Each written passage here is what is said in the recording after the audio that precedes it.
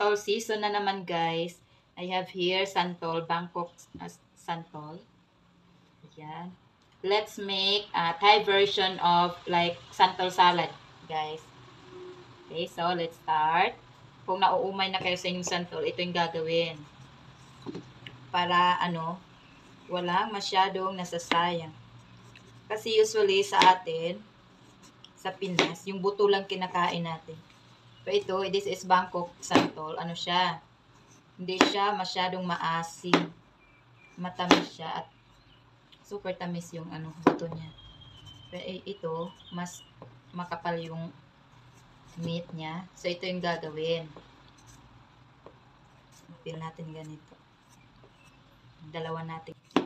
Okay, you have to peel. Hindi masyadong makapal yung pag-peel kasi naman, mas matamis naman ito. Lang natin guys, ganito. Ganyan ang pag-chop. Diba? Feeling expert lang guys. Kina-chop na natin guys. So, slice natin pa ganyan.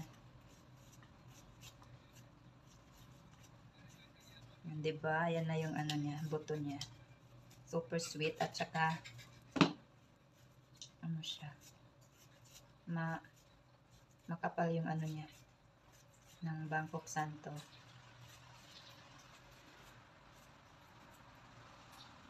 Okay guys, na-slice na natin yung ating santol, na-chop na. If you want na medyo maasim at may medyo mabango, you can squeeze some limonsito. Sa atin kasi limonsito. Here, this is lime. So, dried shrimp. Dapat guys, may dried shrimp. But kung gusto nyo rin naman, shrimp paste, pwede rin, shrimp paste. Dried shrimp, sa atin kasi may shrimp paste, may bagoong din. And then, of course, syempre may chili flakes. Dapat kasi ito spicy. Depende na sa inyo how much chili flakes yung ilalagay. Kung mas mahilig kayo sa super spicy, damihan na lang. And then of course, let's add some sugar. Some sugar. Depende rin gaano katamis yung gusto. Yung iba naman guys, nilalagyan nila ng ground roasted rice. And of course, ang pantimpla natin is ilagyan natin ng pantimpla, fish sauce. Huwag masyado marami. I think nasobrahan ko. Pag sobrang alat din naman, so let's add some more sugar.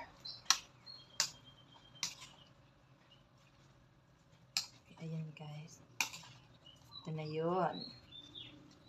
Manda na siya.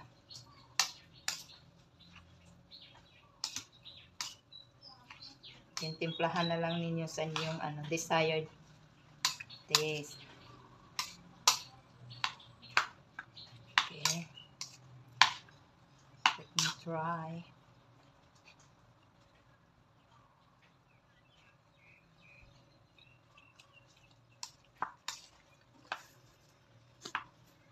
Oh, maano pa siya. Let's add some sugar. Hindi pa siya matamis.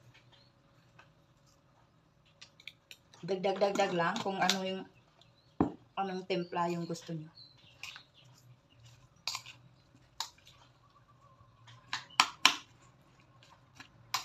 Yan na guys ang ating santol salad.